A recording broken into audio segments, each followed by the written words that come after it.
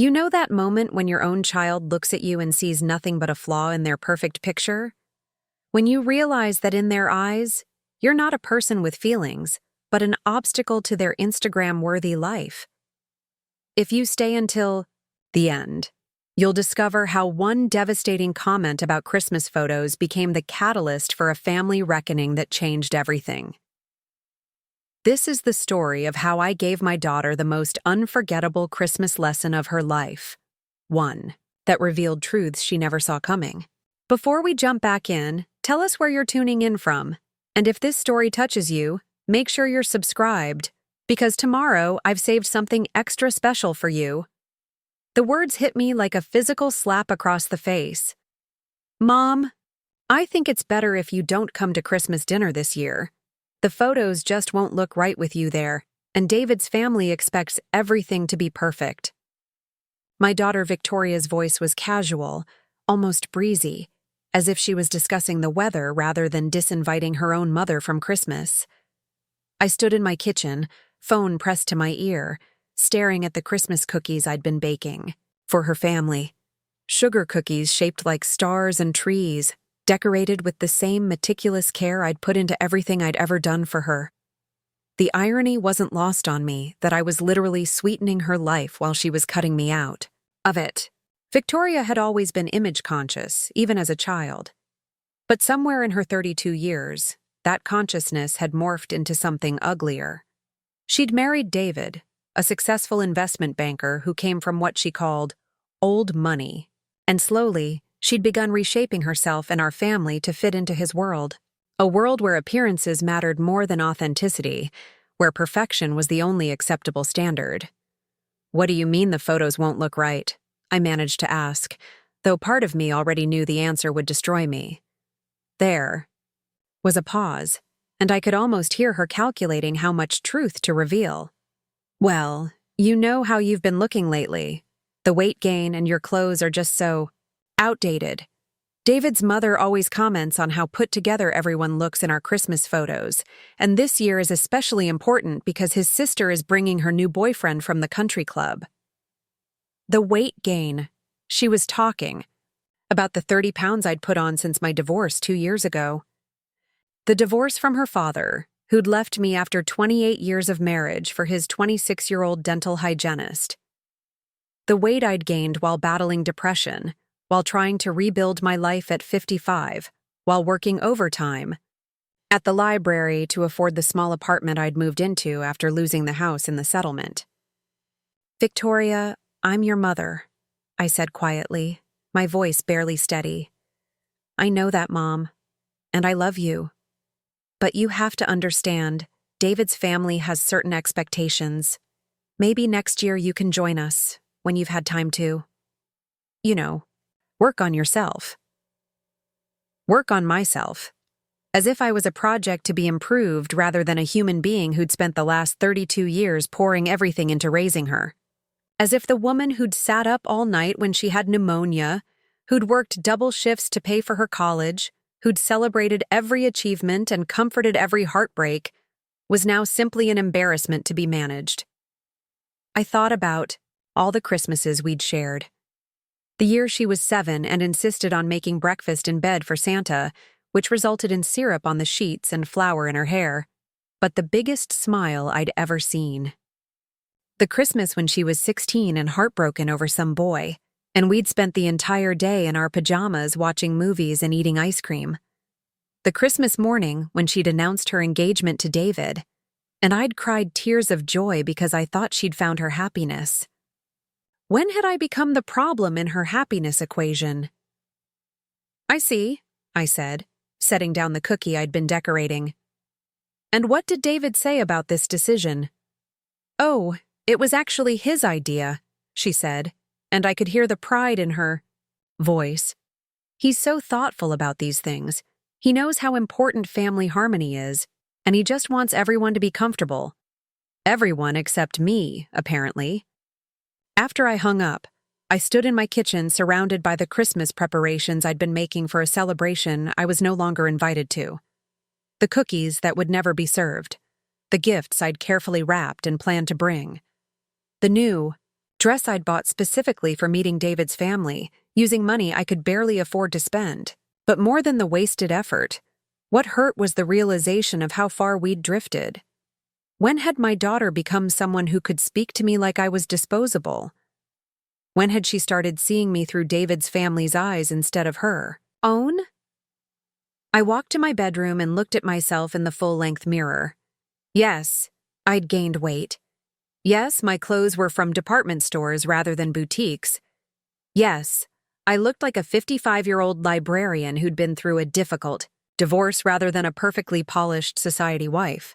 But I was still the woman who'd sacrificed everything for her daughter's happiness. The woman who'd worked 3 jobs to send Victoria to private school when her father's business was struggling. The woman who'd given up her dream of becoming a social worker to stay home and be available for every soccer practice, every school play, every moment when Victoria needed her. The woman who'd put her own life on hold for 3 decades to ensure her daughter had every opportunity. Preparing. And narrating this story took us a lot of time, so if you are enjoying it, subscribe to our channel. It means a lot to us. Now back to the story. That woman apparently didn't photograph well enough for Christmas dinner.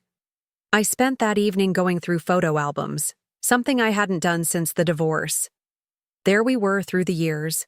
Victoria's first steps, her graduation from high school, her wedding day where I'd spent a fortune on a mother-of-the-bride dress to make sure I looked appropriate for David's family. In every single photo, I was smiling, proud, completely focused on her happiness. But as I looked closer, I started noticing something else. In the more recent photos, I was increasingly pushed to the edges of group shots. My smile looked more strained, more forced. In last year's Christmas photo, I was standing slightly behind everyone else, as if I was already being edited out. The next morning, I called my sister Patricia, who lived 2 states away. Patricia had always been the more successful sister, the one who'd built a career in marketing, who'd traveled the world, who'd never had children but had always been supportive of my choices. She said, "What?" Patricia's voice was sharp with disbelief when I told her about Victoria's call. "She doesn't want me to ruin the photos," I repeated, the words still tasting bitter in my mouth. "Margaret, please tell me you told her exactly where she could put her perfect photos." I was quiet for a moment. I didn't know what to say. "She's my daughter, Pat. She's all I have left." "She's your daughter, but she's not behaving like one." "When did you become afraid of your own child?" That question haunted me for the rest of the day. When had I become afraid of Victoria? When had I started walking on eggshells around her moods, her judgments, her expectations? When had I stopped being her mother and become someone who needed her approval to exist? The answer came to me gradually. It had started during the divorce. Victoria had been angry about her father leaving, but somehow that anger had gotten redirected toward me. She'd made comments about how I'd let myself go, how I needed to fight harder for the marriage, how maybe if I'd been more like other wives, her father wouldn't have strayed. David had supported these observations, gently suggesting that perhaps I needed to reinvent myself post-divorce. He'd recommended a gym, a personal shopper, a life coach. All well-meaning, I thought at the time. All designed to help me become acceptable again. But acceptable to whom? And why did I need to be acceptable to be loved by my own daughter?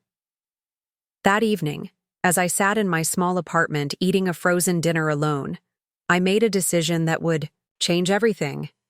I wasn't going to spend Christmas feeling sorry for myself. I wasn't going to hide away and lick my wounds while my daughter celebrated with people who thought I wasn't good enough to share their table. I was going to give Victoria the Christmas gift she'd never forget. Not because I wanted revenge, but because I wanted my daughter back. The daughter who used to love me unconditionally, before she'd learned to see me through other people's critical eyes. I started by making some phone calls. First, to my cousin Robert, who owned a small catering company and owed me several favors from when I'd helped him through his own messy divorce. Then to my former colleague Janet, who'd left the library to become a party planner and had always said she'd love to work with me on something creative. By the time I went to bed that night, I had the beginnings of a plan. A plan that would remind Victoria exactly who her mother was, and exactly what she'd be losing if she continued down this path of conditional love. But first, I needed to do some investigating. I needed to understand exactly how deep this rabbit hole of image obsession went, and exactly what truths my daughter needed to hear. The next day, I drove to Victoria's neighborhood, not to confront her, but to observe. I parked across the street from her perfect colonial house with its perfect landscaping and watched as she emerged for her morning jog. She looked beautiful, as always. Perfectly coordinated workout gear, not a hair out of place even for exercise. She waved cheerfully to neighbors, the picture of suburban contentment. But I noticed something else. The way she checked her appearance, in car windows as she passed. The way she paused to take a selfie near the mailbox, clearly for social media. The way she seemed to be performing her life rather than living it. When had my daughter become so focused on the exterior that she'd lost sight of what actually mattered? I spent the next week preparing, not just for my Christmas surprise, but for a conversation I should have had with Victoria years ago. A conversation about values, about love, about what family really meant. A conversation about the woman I'd been before I became her mother, and the woman I still was underneath all the ways I'd diminished myself to fit into her increasingly narrow definition of acceptable. I also did something I hadn't done in months. I went shopping for myself, not to fit into Victoria's world, but to remember who I was in my own world. I bought clothes that made me feel confident rather than apologetic. I got my hair done at a salon instead of cutting it myself in the bathroom mirror. I treated myself to a manicure, something I'd considered frivolous since the divorce. Looking in the mirror afterward, I realized something important. I looked like myself again. Not a perfect version designed to meet someone else's standards, but an authentic version that reflected my actual life and experiences. A woman who'd survived heartbreak and come out stronger. A woman who'd raised a daughter and built a career and maintained friendships and contributed to her community. A woman who deserved better than being told she'd ruin a photograph. The revelation that would shake Victoria's perfect world was still forming in my mind, but I knew it had to do with showing her the difference between the image she was so desperately trying to maintain and the reality of what truly mattered in life. She needed to understand that the mother she was so ashamed of had stories she'd never heard, strength she'd never recognized, and love that went deeper than any photograph could capture. Christmas was still 2 weeks away, but I could already feel the shift beginning. Not just in my plan, but in myself. For the first time since the divorce, I felt powerful again. Not because I was seeking revenge, but because I was reclaiming my worth. Victoria had given me the gift of clarity, even if she didn't realize it. She'd shown me exactly how far I'd fallen in my own estimation, and exactly how much I needed to climb back up. The Christmas surprise I was planning would change both of our lives, but it would start with changing how I saw myself. Because a mother who knows her own worth raises children who understand the true meaning of family. And my daughter was about to get a very intensive education in both. The morning Victoria called to clarify her Christmas decision, I was sitting in my favorite coffee shop downtown, the one she'd never been to because it wasn't trendy enough for her Instagram feed. I'd been meeting my book club there every Tuesday for the past year, something she didn't know because she'd never asked how I spent my time. "Mom, I hope you understand that this isn't personal," she began, her voice carrying that patronizing tone she'd perfected since marrying into David's family. "It's just that David's parents are very particular about presentation, and you know how important first impressions are in his world." I watched steam rise from my coffee cup, thinking about how many first impressions I'd made in my lifetime, that Victoria knew nothing about. The presentation I'd given to the city council last month about expanding literacy programs. The speech I'd delivered at the regional library conference. The way I'd handled the crisis when our head librarian had her breakdown and I'd stepped in to manage everything seamlessly for 3 months. "What exactly about my appearance concerns you?" I asked, genuinely curious about how deep this rabbit hole went. She sighed as if explaining basic concepts to a child. "Well, there's the weight situation, obviously.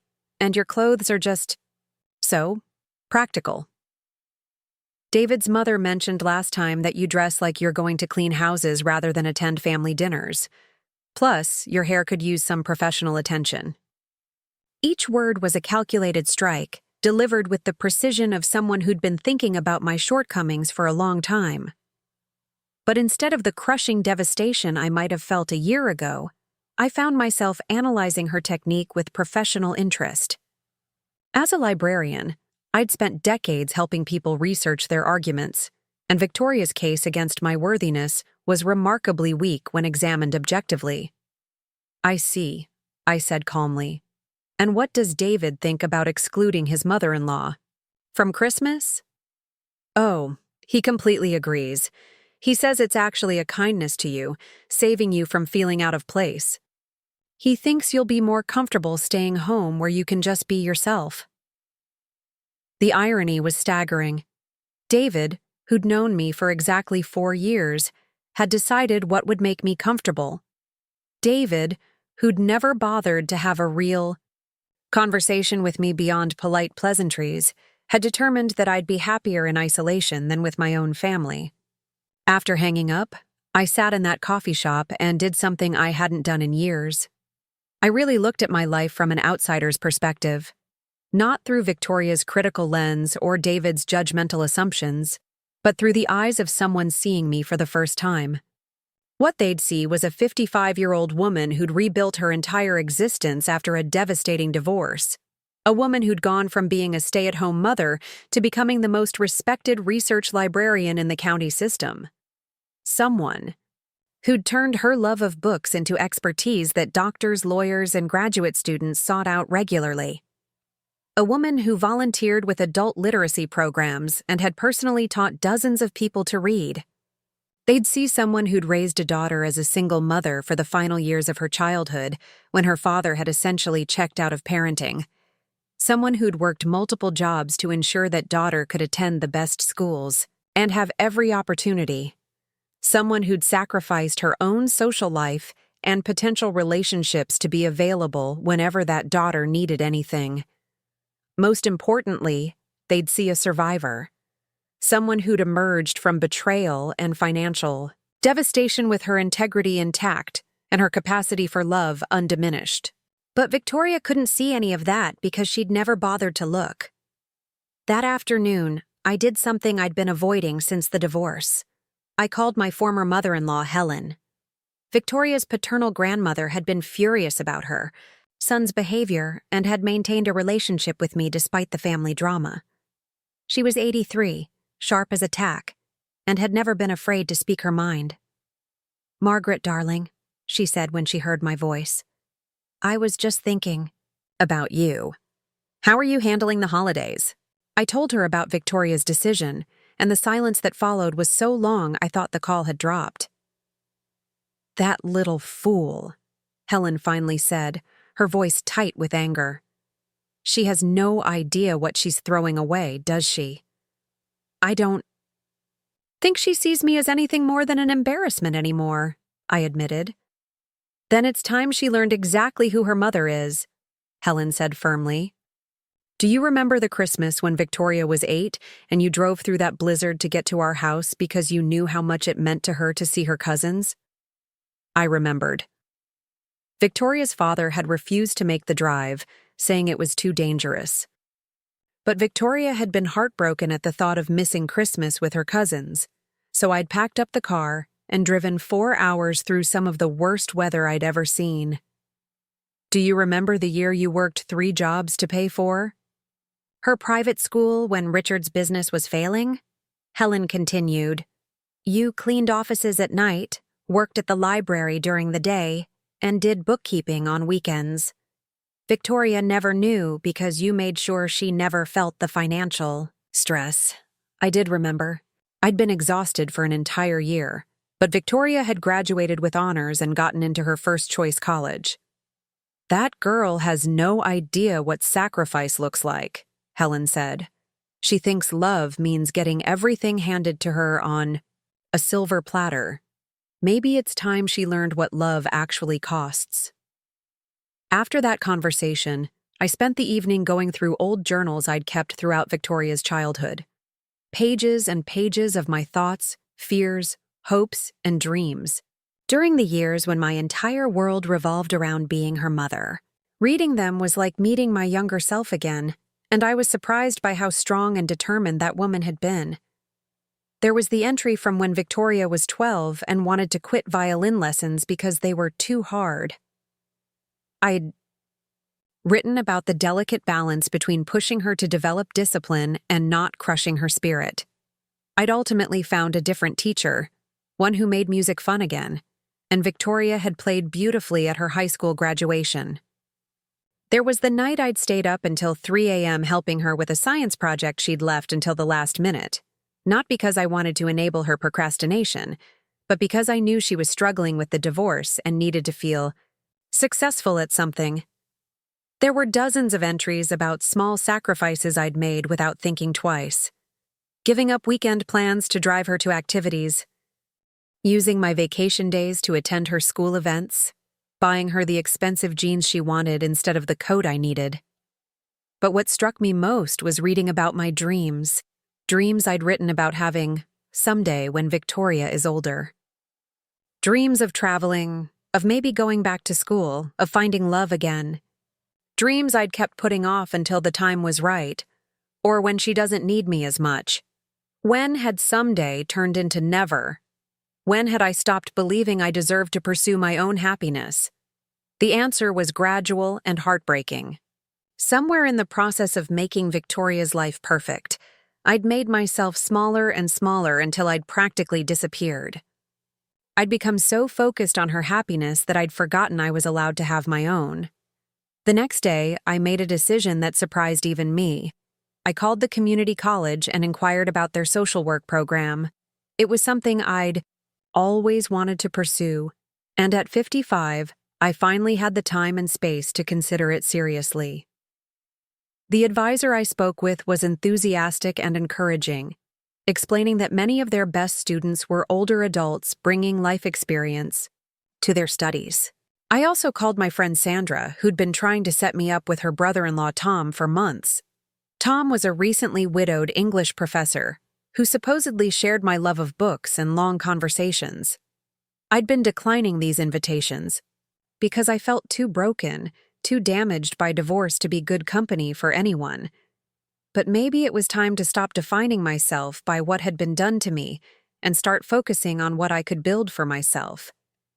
By the end of that week, I had enrolled in 2 classes starting in January and had agreed to meet Tom for coffee the following Saturday. For the first time in years, I had things to look forward to that had nothing to do with being Victoria's mother. But I still had Christmas to address.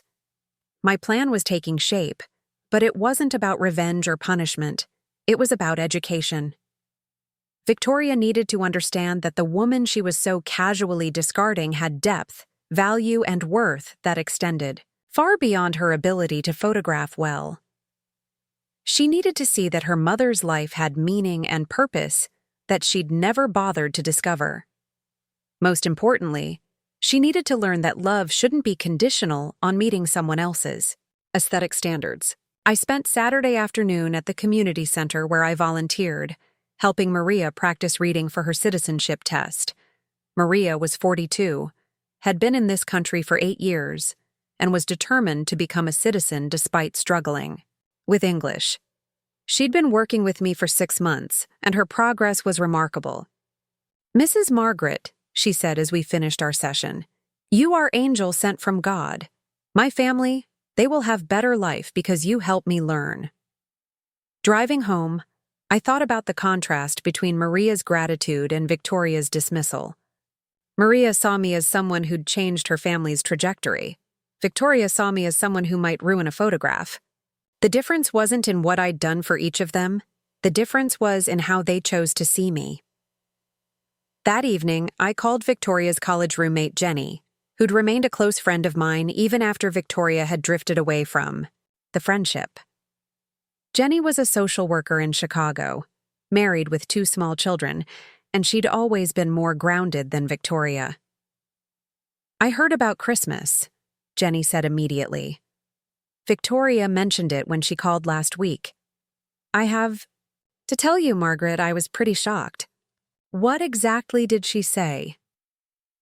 Jenny was quiet for a moment. "She said she was trying to protect you from feeling awkward around David's family. But honestly, it sounded more like she was protecting them from having to deal with someone who didn't fit their image.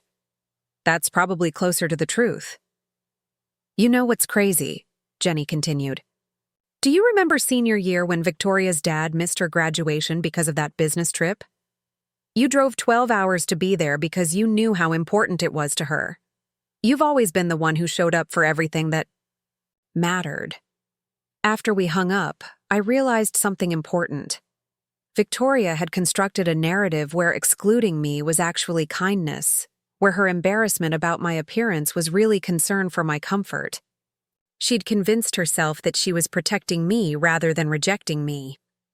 But the truth was simpler and more painful. She'd chosen David's family's approval over her own mother's feelings.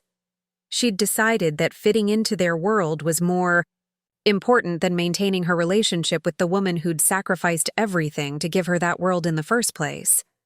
It was time for Victoria to understand exactly what that choice meant, and exactly what she was throwing away in pursuit of the perfect photograph.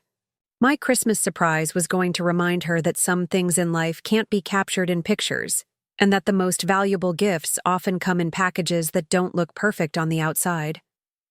The education I was about to give my daughter would be the most important lesson of her life, even if she didn't realize it yet. The revelation that would change everything came to me on a Tuesday morning while I was organizing estate donation books at the library. Mrs. Eleanor Whitfield, one of our most generous benefactors, had passed away the previous month, and her family had donated her entire personal library to us. As I carefully cataloged each volume, I discovered something that made my hands tremble. Tucked inside a first edition copy of Pride and Prejudice was a handwritten letter dated just 3 weeks before Mrs. Whitfield's death. It was addressed to her daughter, Catherine, who lived in New York and rarely visited.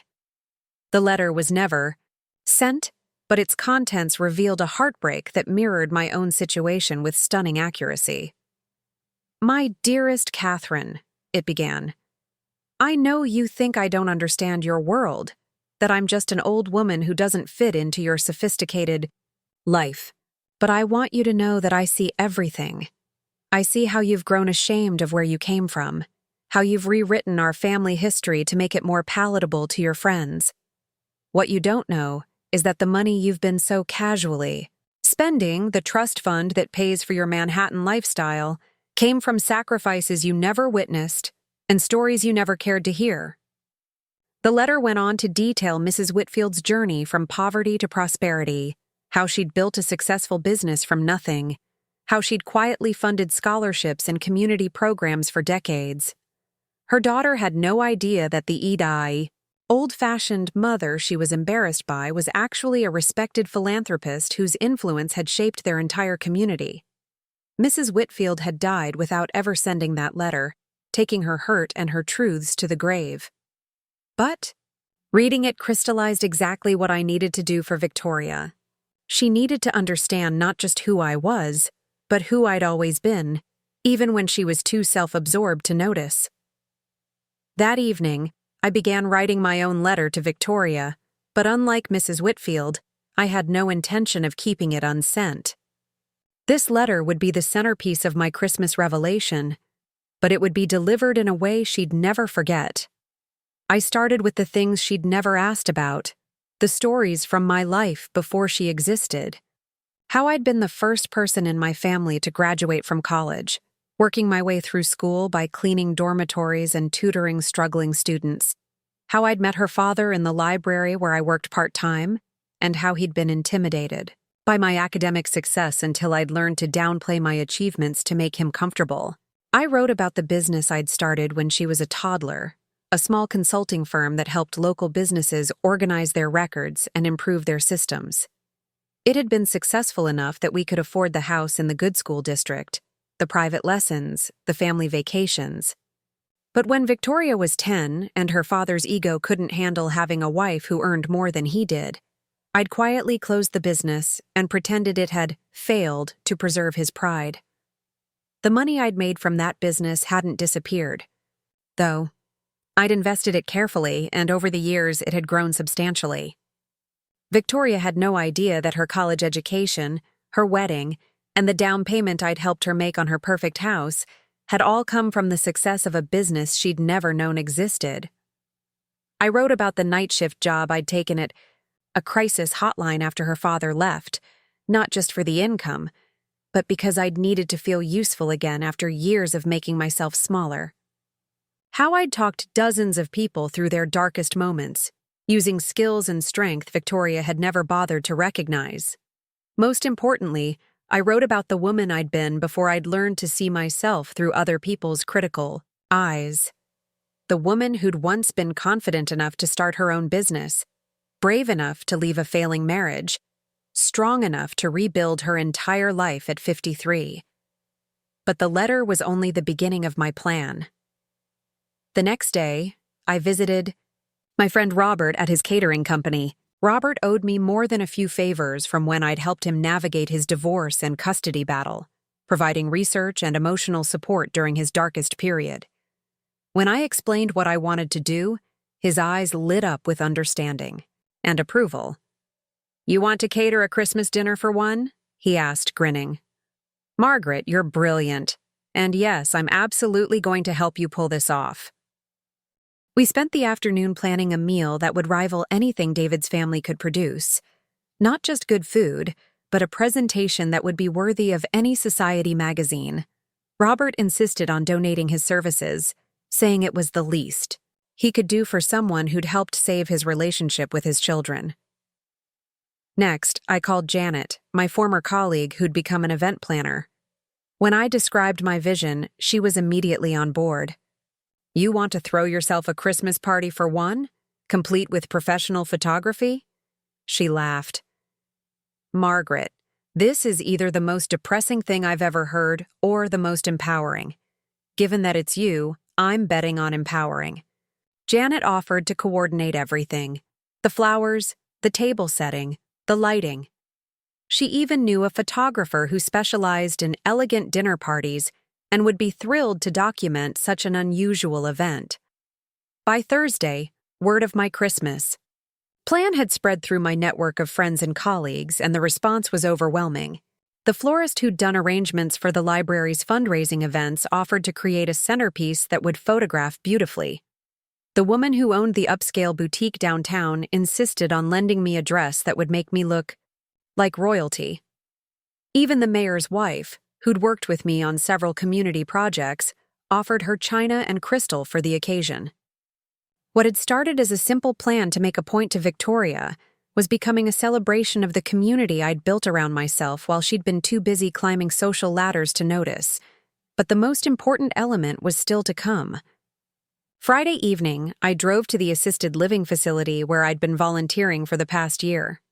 Victoria didn't know about this work either, despite the fact that it had become one of the most meaningful parts of my week.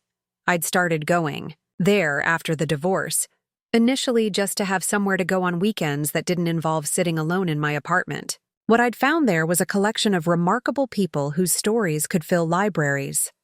Former teachers, business owners, artists, writers, people whose lives had been rich and full and important, but who were now largely invisible to a world that valued youth and productivity above wisdom and experience. Mrs. Dorothy Chen had been a war correspondent in the 1960s, covering conflicts that most people only read about in history books. Mr. James Morrison had been one of the first Black engineers hired by the State Highway Department, quietly breaking barriers while raising 6 children. Ms. Sarah Beth Williams had run an underground railroad of sorts for abused women in the 1970s, helping hundreds of women and children escape dangerous situations. These people had stories that would humble anyone who took the time to listen. But their own families rarely visited, and when they did, they treated them like fading shadows of their former selves rather than the extraordinary individuals they remained. Spending time with them had taught me something crucial. Invisibility wasn't an inevitable part of aging or changing circumstances. It was a choice other people made about whether or not to see you, and I'd decided that Victoria needed to understand the difference between being overlooked and being valuable. That evening, I sat with Mrs. Chen as she showed me photographs from her reporting days. Pictures of her interviewing generals, documenting refugee camps, standing in the rubble of bombed cities with her notebook and camera, fearlessly pursuing truth in the midst of chaos. "My granddaughter thinks I'm just a sweet old lady who makes good cookies," Mrs. Chen said, shaking her head. "She has no idea that I once interviewed presidents and prime ministers. She sees the wrinkles and the walker and assumes that's all there is to see." "Maybe it's time to show her otherwise," I suggested. Mrs. Chen smiled. "At my age, I've learned that some people will only see what they choose to see. But that doesn't diminish who we are or what we've accomplished. Their blindness is their loss, not our failure." Her words resonated deeply as I drove home that night. Victoria's inability to see my worth wasn't a reflection of my value. It was a reflection of her limited vision. But unlike Mrs. Chen, I wasn't ready to accept that blindness as permanent. I still had time to help Victoria learn to see clearly. Saturday morning brought an unexpected phone call that would add another layer to my Christmas revelation. It was Dr. Amanda Rodriguez from the State University's Social Work Department. She'd gotten my name from the community college advisor I'd spoken with, and she had an unusual request. "Ms. Thompson, I understand you've been doing remarkable work with adult literacy and crisis intervention. We're putting together a panel for our graduate program about community advocates who are making real impact without formal social work training. Would you be interested in speaking to our students about your approach?" I was stunned. "I'm not sure I'm qualified for something like that. From what I've heard, you're exactly what our students need to hear from. Too many of them think social work happens only in offices with degrees on the wall. You've been doing the real work in the real world, and that's invaluable perspective." After accepting her invitation, I sat in my kitchen marveling at the irony. While Victoria saw me as an embarrassment who couldn't be trusted around sophisticated people, a university professor was asking me to share my expertise with graduate students. While David's family considered me unsuitable for their dinner table, academics wanted to learn from my experience. The disconnect was so profound it was almost funny. That afternoon, I received a call from Victoria that would prove to be the final catalyst I needed. "Mom, I've been thinking about our conversation," she began, and for a moment I hoped she was calling to apologize. "David and I talked it over, and we've decided that maybe you could join us for dessert on Christmas evening. You know, after the formal dinner with his family is over. That way you can still be part of the celebration without the pressure of the whole day." The condescension in her voice was breathtaking. She was offering me the scraps of her Christmas celebration like a charity case, expecting me to be grateful for whatever crumbs she was willing to throw my way. "That's very generous of you," I said calmly. "But I already have plans for Christmas." There was a pause. "Plans? What kind of plans?" "I'm hosting my own Christmas dinner. It's going to be quite elegant, actually. Professional catering, professional photography, the works." "Who's coming?" she asked, clearly confused. "Someone very important who's been overlooked for far too long," I said. "Someone who deserves to be celebrated properly." "Mom, you're not making sense. Who are you talking about?" "You'll understand soon enough. In fact, I think you'll find it very educational." After hanging up, I finalized the last details of my plan. The Christmas dinner, for one, wasn't just going to be a statement about my worth. It was going to be a comprehensive education about exactly who Victoria's mother really was, what she'd accomplished, and what she was capable of. The letter I'd written would be read aloud during the dinner and recorded by the photographer. The table would be set with place cards detailing my achievements, my volunteer work, my plans for the future. The centerpiece would include photos from my life that Victoria had never seen. Me receiving an award from the Literacy Council, me speaking at a community meeting, me laughing with friends she'd never met because she'd never asked about my social life. But the most important element would be the empty chair across from me. A chair set with perfect precision, waiting for a daughter who'd chosen appearances over relationship, status over love.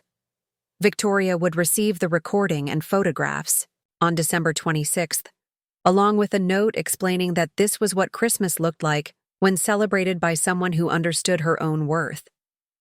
Someone who didn't need external validation to know she was valuable. Someone who'd spent decades nurturing others and was finally ready to nurture herself.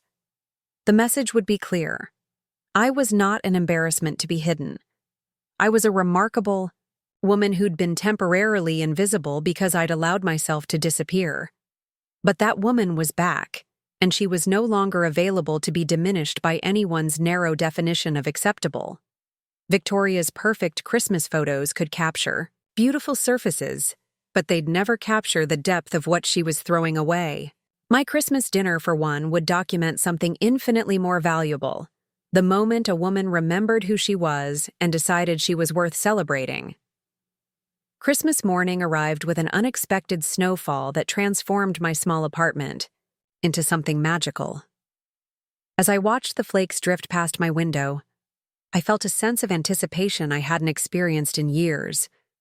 Today wasn't about proving anything to Victoria anymore.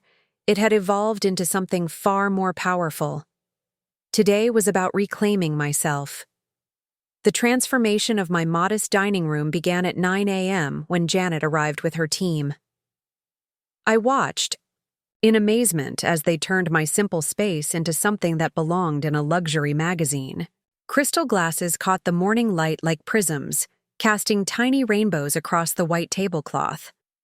The centerpiece was a masterpiece of winter whites and deep greens, accented with silver that seemed to shimmer with its own inner light.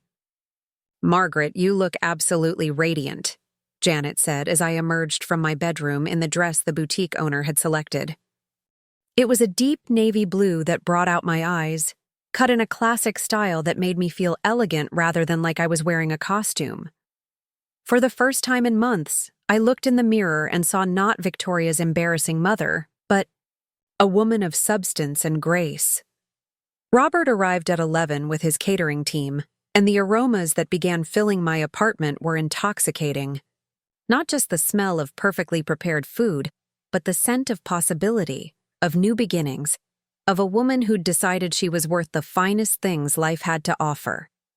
"This spread could feed a family of 8, I commented as Robert arranged the dishes with artistic precision. "That's the point," he grinned.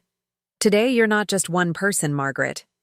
You're representing every woman who's ever been told she wasn't good enough, every mother who's been taken for granted, every person who's been made invisible by someone else's narrow vision. This meal is for all of them, too." The photographer, Linda Morrison, arrived at noon and immediately began capturing the preparation process. But these weren't just pictures of food and flowers. They were documenting a revolution.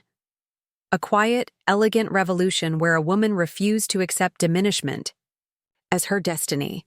"Tell me about the story behind this celebration," Linda said as she adjusted her camera settings. "I want to understand what we're really documenting here." So I told her about Victoria's phone call, about the years of gradual erasure, about the moment I'd decided I was worth more than being hidden away like a shameful secret. But as I spoke, I realized the story had grown beyond my relationship with my daughter. It had become about every woman who'd ever shrunk herself to fit into someone else's comfort zone. "This is extraordinary," Linda murmured, snapping pictures as I spoke. You're not just having dinner alone. You're making a statement about the value of solitude chosen rather than solitude imposed. At exactly 1 o'clock, I sat down at my beautifully appointed table and raised a glass of champagne to the empty chair across from me. The chair that represented not just Victoria's absence, but the absence of anyone who couldn't see my worth. It was a toast to my own magnificence, long overdue. The meal was exquisite, but more than that, it was mindful.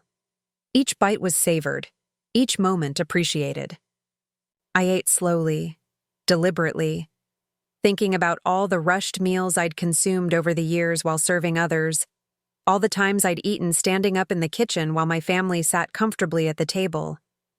Between courses, I read aloud from the letter I'd written to Victoria, with Linda's camera capturing every word.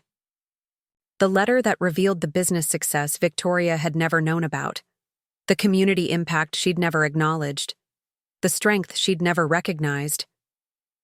But as I read, I realized the letter had become less about educating Victoria and more about affirming myself. "My dear daughter," I read into the camera, "you see a woman who has gained weight and wears practical clothes, who doesn't fit into your husband's family's aesthetic requirements. But let me tell you who I really am. I am a woman who built a successful business from nothing and closed it to protect a man's ego. I am someone who has personally taught 47 adults to read, changing not just their lives, but the trajectory of their children's futures. I am a crisis counselor who has talked strangers through their darkest moments, using nothing but my voice and my heart." The words felt like a declaration of independence, each sentence lifting a weight I didn't even realize I'd been carrying. I am a woman who drove through a blizzard to ensure her daughter's Christmas joy, who worked 3 jobs to afford private school tuition, who sacrificed her own dreams so consistently that she almost forgot she was allowed to have them. But I am also a woman who is worthy of love without conditions, respect without qualifications, and inclusion without modifications.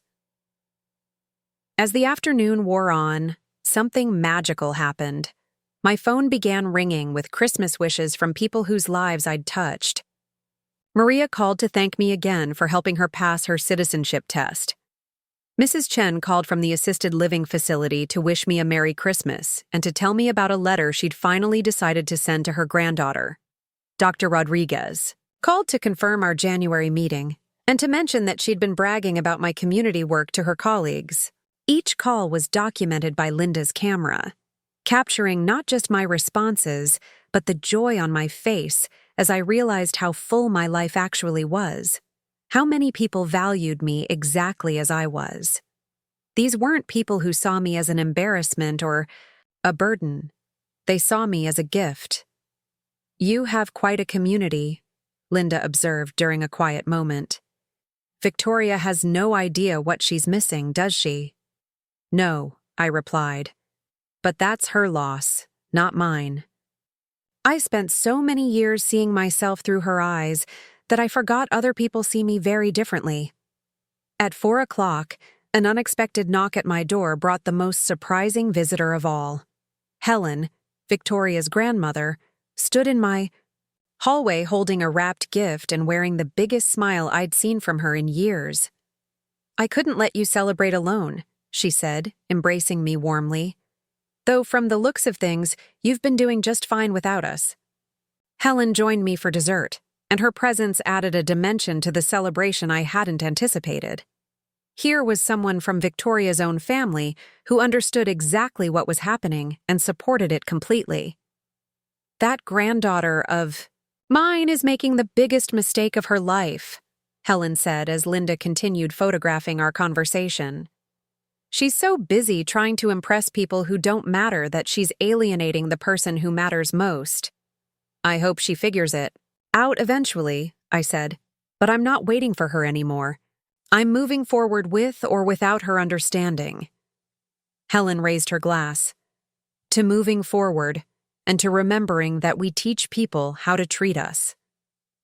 As evening approached, the photo session concluded with Linda taking pictures of me, alone at the table, surrounded by the evidence of a day perfectly lived. The empty chair across from me no longer looked sad. It looked like possibility. Like space for someone worthy to eventually fill it, whether that was Victoria after some serious growth, or new people who would enter my life with the capacity to see me clearly from the beginning. "These photographs are going to be stunning," Linda said as she packed her equipment. "But more than that, they're going to tell a story that a lot of people need to hear. The story of a woman who refused to disappear." After everyone left, I sat in my transformed dining room and wrote the final piece of my Christmas message to Victoria. Not a letter this time, but a simple note that would accompany the video Linda would edit and the photos she would select. "Victoria," I wrote, "this is what Christmas looks like when celebrated by someone who knows her own worth. This is what your mother looks like when she's not trying to shrink herself to fit into your comfort zone. This is what you've been missing while you've been focused on impressing people who will never love you the way I have. I hope someday you'll understand that the woman you were ashamed to include in your perfect photos is actually someone remarkable. Someone who has spent her life making other people's dreams possible. I hope you'll realize that love isn't about meeting someone's aesthetic requirements, but about seeing and valuing the person underneath the exterior. But whether you understand or not, I'm moving forward. I'm enrolling in graduate school. In January, I'm expanding my volunteer work, I'm dating again, I'm living again, and I'm no longer available to be anyone's backup plan or consolation prize. The invitation to really know me remains open, but it comes with new terms. If you want to be part of my life, you need to see me as I am. A successful, accomplished, valuable woman who deserves respect and genuine affection. Anything less is no longer acceptable. Love, Mom. On December 26th, I uploaded the video to a private YouTube link and sent it to Victoria along with a selection of Linda's most powerful photographs. The response came faster than I'd expected. Victoria called at 10 a.m., crying so hard I could barely understand her words. "Mom, I watched the video. I saw the pictures. I had no idea. I never knew about your business, about your volunteer work, about any of it. Why didn't you ever tell me?" "When would I have told you?" I asked gently. "In the 5-minute phone calls where you asked me to pick up your dry cleaning. During the visits where you needed me to babysit. When exactly did you create space? In our relationship for learning about my life?" The silence that followed was heavy with recognition. "I've been horrible to you," she whispered. "David's family, the photos, all of it. I was so focused on fitting in that I forgot where I came from. I forgot who raised me." "You forgot that I'm a person with my own story," I corrected. "You started seeing me as just Mom, just a service provider instead of Margaret, who happens to also be your mother. Can you forgive me? Can we start over?" I thought about that question for a long moment. I can forgive you, Victoria. But starting over means building something new, not going back to the old dynamic where I diminish myself to make you comfortable. If you want a relationship with me, it has to be with the real me, not some version you find more convenient. 3. Months later, Victoria sits across from me in a coffee shop, the same coffee shop where I'd received her original phone call about Christmas photos. But everything has changed. She asks real questions now, about my graduate school classes, about my volunteer work, about the book I'm thinking of writing. She listens to my answers with genuine interest, seeing me not as an extension of herself, but as a separate person with her own fascinating life. David has been slower to come around, but even he's beginning to understand that the woman he dismissed as inappropriate for his family gatherings is actually someone his colleagues would be impressed to meet. Respect, I've learned, often follows confidence, and I'm no longer hiding my light under anyone's basket. The most beautiful transformation, though, has been in my relationship with myself. That Christmas dinner, for one, taught me that solitude chosen is completely different from solitude imposed. When you know your own worth, being alone becomes peaceful rather than lonely. When you understand your own value, other people's blindness stops feeling like a reflection of your inadequacy and starts feeling like their limitation. I'm dating Tom now, the English professor Patricia introduced me to. He sees my intelligence as attractive rather than threatening, my independence as appealing rather than intimidating. He's met Victoria several times, and she's beginning to understand what a relationship looks like when both people value each other equally. The assistant living facility residents have become some of my closest friends, their stories enriching my life in ways Victoria never could because she was too focused on impressing strangers to appreciate the extraordinary people right in front of her. But perhaps the most important lesson from that Christmas has been this. We teach people how to treat us not just through what we accept, but through how we treat ourselves. When I started celebrating my own worth, demanding my own respect, and refusing to accept crumbs when I deserved the whole feast, everyone around me had to adjust their behavior accordingly. Victoria's Christmas photos that year turned out beautifully, I'm told. David's family was impressed with the presentation, the table settings, the perfectly coordinated outfits. But those photos captured nothing of value, nothing of substance, nothing that will matter in 20 years when the poses are forgotten and the relationships they represented have either deepened or disappeared. My Christmas photos, on the other hand, captured a revolution. The moment a woman stopped apologizing for taking up space and started celebrating her right to exist fully and authentically. The moment a mother stopped being grateful for scraps and started demanding the respect she'd always deserved. And that, I've learned, is a gift that keeps on giving long after Christmas is over. Up next, you've got 2 more standout stories right on your screen. If this one hit the mark, you won't want to pass these up. Just click and check them out. And don't forget to subscribe and turn on the notification bell so you don't miss any upload from us.